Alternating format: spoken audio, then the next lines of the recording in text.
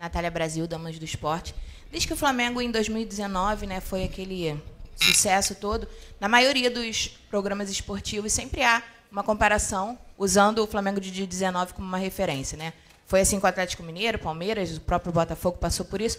Mas hoje, o seu Flamengo de 2025, pelos números, é de fato superior ao Flamengo de 2019. Você tem um saldo de gols melhor, você tem mais pontos até o último jogo da última rodada.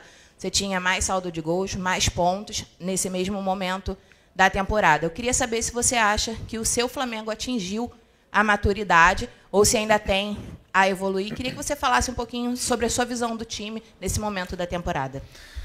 O Flamengo de 2025 é o Flamengo de 2025, não se compara com nenhum outro ano da história do Flamengo. É um Flamengo que quer fazer história, que quer tentar ser campeão e que tem uma longa caminhada pela frente. Temos que pensar simplesmente em ganhar os nossos jogos e tentar ganhar o máximo de jogos possível para tentar ficar na frente de todos os adversários para poder ser campeão. Esse é o nosso objetivo, não se comparar com outros anos, nem com outros números, tentar fazer a nossa história. Boa noite, Felipe. Boa noite. Aqui, Sidão Marinho da Litoral News. Queria que você fizesse uma análise da partida de hoje, qual o sentimento que fica após esse empate no gol de pênalti, e também sobre as alterações que você fez. O que você buscou, por exemplo, na saída do Pedro, a entrada do BH, foi porque ele estava cansado, ou uma formatação diferente para essa equipe do Flamengo? Obrigado.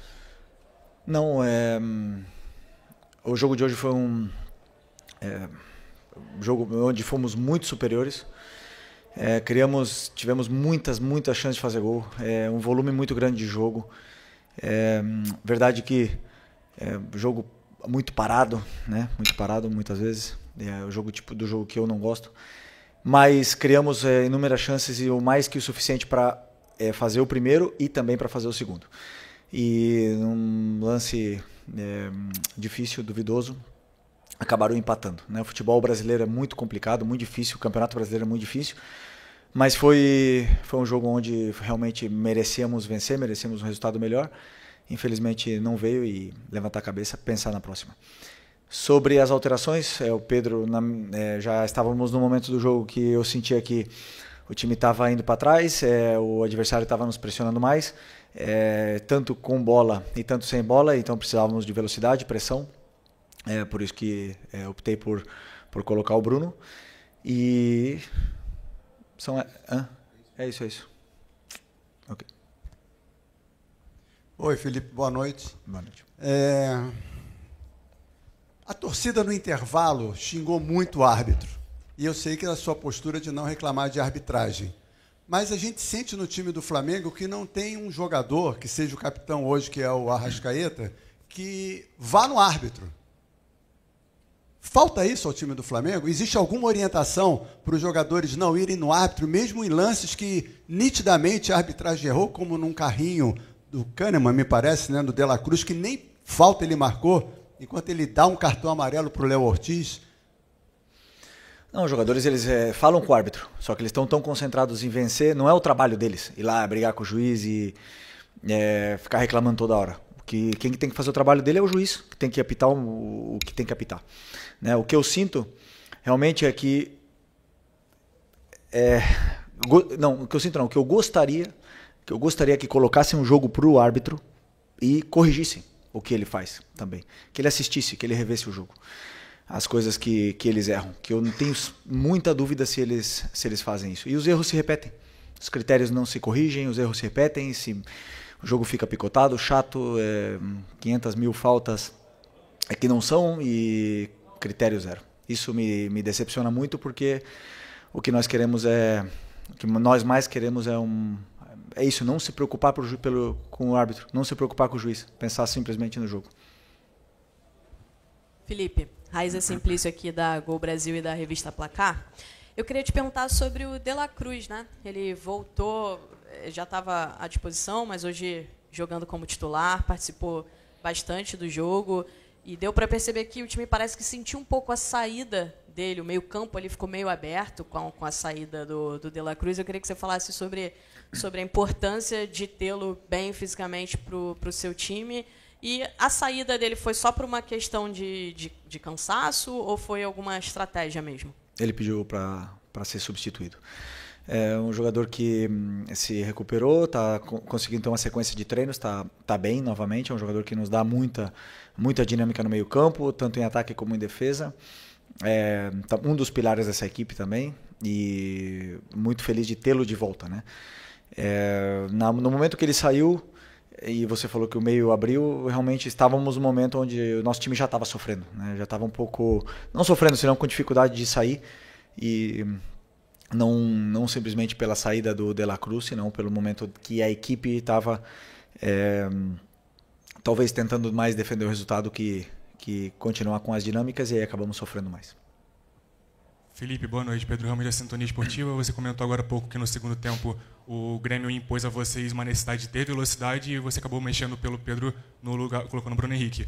A minha dúvida é se a não utilização de jogadores como Cebolinha, Michael, Juninho, por parte sua, por escolha sua, não traz para a torcida uma sensação de que eles serão de fato inutilizáveis no resto da temporada. Até porque em uma partida onde o Flamengo ganha de 8-0 do Vitória, eles não entrarem é até comum, é esperado talvez. Mas numa partida onde o Flamengo estava sendo pressionado pelo Grêmio 1-1, por que não a não utilização desses jogadores, por favor? E se também isso é um sinal para a torcida de que no restante da temporada eles não estão nos seus planos também? Obrigado. O Juninho não estava no banco, não poderia entrar. Sim. Sim, o Cebolinha e o Michael, sim.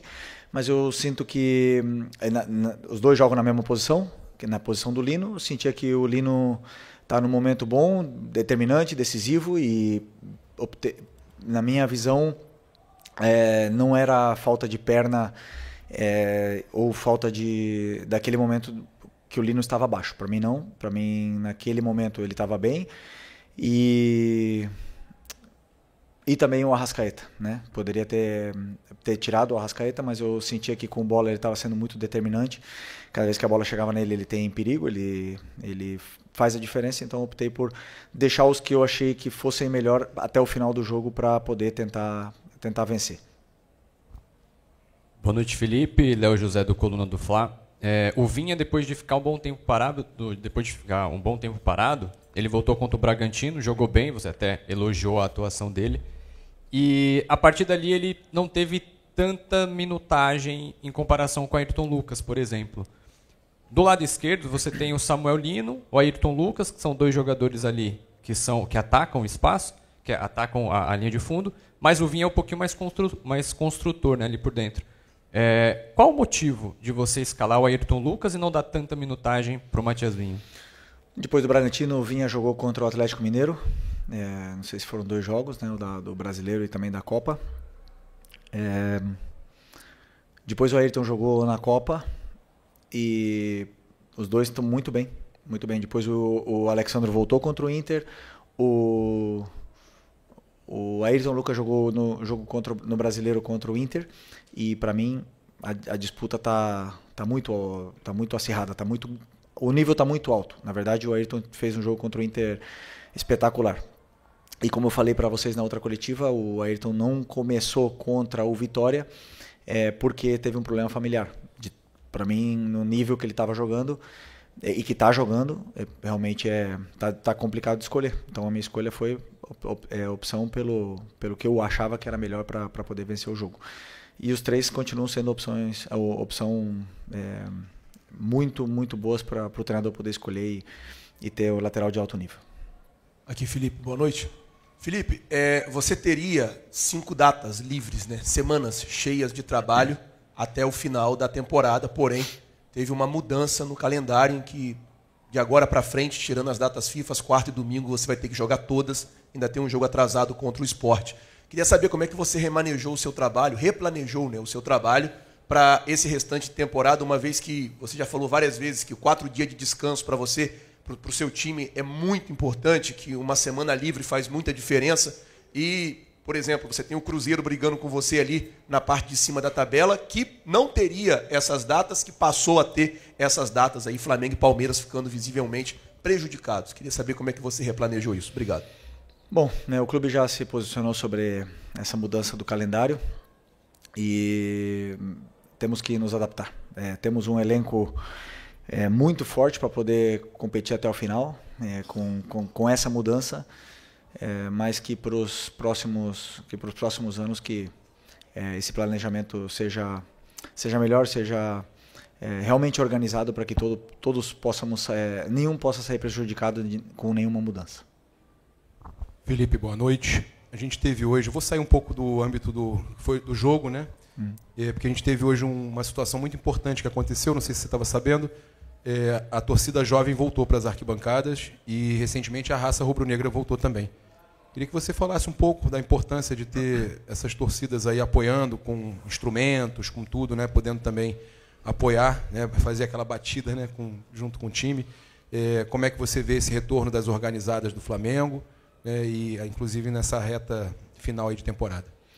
Bom, é importante que o Maracanã esteja sempre lotado, que a torcida entenda que precisamos deles, precisamos do apoio, que a torcida nos empurre junto, porque não vai ser fácil, esse Campeonato Brasileiro não é fácil.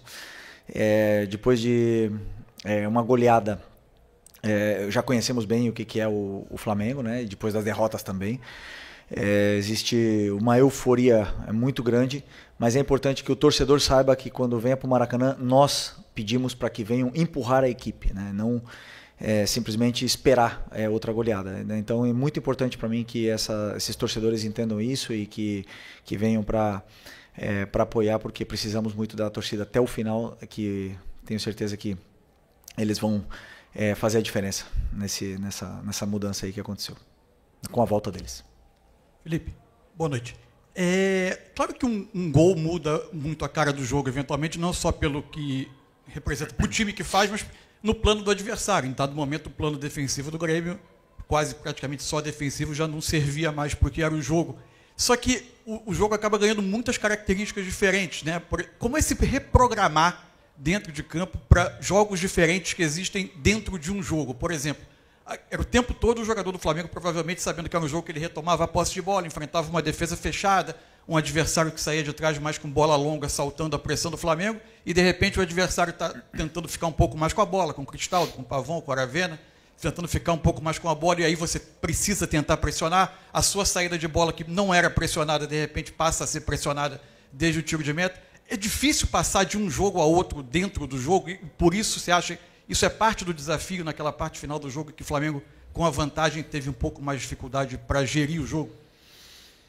Não, eu sinto que o Grêmio, a única forma que o Grêmio tinha ou escolheu para tentar machucar a nossa equipe foi com lançamentos em profundidade, na qual controlamos bem quase todas, né? Até mesmo a do pênalti do Ayrton. Não ia acontecer nada. Foi uma bola que ia para trás, no pé do nosso jogador. Então, não estavam machucando. Mesmo com essas mudanças e com a forma de jogar, eu não lembro de ter um chute no gol do Rossi, assim, sinceramente. E nós com bola estávamos com mais facilidades ainda, com exceção do tiro de meta, que é verdade que eles subiram as linhas e pressionaram mais. O tiro de meta é uma bola parada, mas depois, conforme nós tínhamos a bola e o controle, os jogadores estavam até tendo mais facilidade para poder criar jogo e chegar na área do Grêmio com mais facilidade. Depois as escolhas não estavam sendo as melhores e acabava partindo um pouco a equipe, e esse ida e volta começou a acontecer e não nos favorecia, né? E principalmente com esses lançamentos em profundidade que o Grêmio escolheu para tentar machucar a gente. Então, como eu falei, com a construção em si, não estavam machucando muito a nossa equipe, mas sabíamos de todas, treinamos todas as fases, treinamos também a equipe defendendo em bloco baixo, e até, como eu falei, não lembro da equipe ter sofrido, mas uma fatalidade, aconteceu o pênalti, que foi a única chance que eles tiveram, e com isso o empate. Felipe, boa noite. Eric Viana, do Mundo Bola Flamengo. Depois da goleada contra o Vitória por 8-0, você disse que mesmo numa goleada, toda a partida indica pontos que se possa melhorar e evoluir, enfim. E agora o Flamengo encerra com esse empate aí, a parte pré-data FIFA da temporada, vai ter uma pausa agora. E a minha pergunta é o que fica para melhorar, o que você pode analisar dessa partida que o Flamengo precisa melhorar para a volta da data FIFA, trabalhar bem para voltar mais forte aí da data FIFA. Obrigado. A partir de amanhã eu começarei a analisar o que foi o nosso jogo, E analiso e aí decido os principais pontos que nossa equipe tem que evoluir. Mas eu repito, o resultado foi 1-1, mas o jogo não diz isso. Nós fizemos muitas coisas boas, fizemos um jogo tanto defensivamente como ofensivamente muito bom, muito mais que suficiente para poder sair daqui com resultado positivo. Então o resultado, ele não me engana. Eu sou muito realista com o que acontece no campo, mas com certeza no 8-0 eu tinha coisas que corrigir e agora nesse jogo também teremos coisas que corrigir, também já visando o próximo jogo contra o Juventude lá na frente. Boa noite, Felipe. Bruna Medeiros, do Desflá. Hoje você tinha 2 desfalques importantes no meio de campo, um deles que já está há mais tempo fora, né, que é o Pulgar, e o outro o Jorginho. Queria saber como você não ter esses 2 jogadores afeta a sua preparação tática para uma partida, já que você é um treinador propositivo, que gosta de jogadores ali que têm essa capacidade. Como afetou o seu estilo de jogo não ter nem no banco essa opção no segundo tempo? Não, todos eles têm o mesmo conteúdo tático, todas as peças. Temos agora 6 volantes, Eric, Jorginho, Saul, Everton, Alan, Nico, 6 volantes. Todos eles têm o mesmo conteúdo, né? Então todos eles têm características diferentes e têm formas de aplicar esse conteúdo que é passado de forma diferente. E eu escolho sempre o que eu acredito que é melhor para a equipe. Claro que eu já falei para vocês outras vezes que o Eric é um pilar e estamos todos querendo e desejando que ele volte. E o Jorginho, vocês já sabem da liderança e da importância que ele tem dentro desse elenco, mesmo com pouco tempo aqui. Mas o time fez, os volantes que jogaram, tanto Saul como o Nico, fizeram um excelente jogo, controlaram, criaram, marcaram muito bem, fizeram tudo que eu pedi, e o Everton entrou realmente já no momento onde nossa equipe estava sofrendo. Mas o conteúdo para eles é o mesmo. Boa noite, Felipe. Júlio Miguel Neto, da Rubro News TV. Felipe, depois de muito tempo, o Michael voltou a aparecer no banco de reservas, né? Recentemente, você até mesmo na coletiva disse que eventualmente sairia alguns atletas, né? No caso, teve a saída do Lohan, do Matheus Gonçalves e do Vitor Hugo. O elenco está fechado para saídas. Haverão mais alguns outros atletas que vão caminhar em outro local? E queria saber também, em relação à janela fechando na terça-feira, no dia 2, se o grupo está fechado para entradas também para o restante da temporada. Bom, essa é uma pergunta para o Boto, né? Que é uma pergunta para a diretoria sobre entradas e saídas. Eu estou muito feliz com o elenco que eu tenho e qualquer decisão que o Boto e o presidente tomarem, tanto de entradas como de saídas, repito, estou feliz. Estou feliz porque realmente sinto que tenho um elenco extraordinário na mão. Então, uma decisão deles, e eu na qual participo com as minhas opiniões, mas são eles que decidem. Felipe, Dani Boaventura, Flamengo TV. A gente está fazendo uma reportagem especial sobre o Lino, né? Um mês completo no clube agora e acabou culminando numa convocação para a seleção. Então, queria te ouvir um pouquinho sobre essa chegada, o desempenho e o resultado disso que acaba sendo a consequência de ir para a seleção. Bom, é um jogador diferente, né? Eu já falei em outras ocasiões, um jogador que quando pega a bola é diferente, é determinante, tem drible, tem esse perigo que precisamos sempre, principalmente nessa parte do campo, onde precisamos e geramos tanta vantagem, e é um jogador ainda que tenho certeza que vai evoluir muito e nos vai dar muitas alegrias. Agora foi premiado e coroado com uma convocação para a seleção merecida. Espero que ele vá, jogue no Maracanã, não na Bolívia, e que volte para cá em plenas condições para poder ajudar novamente a equipe.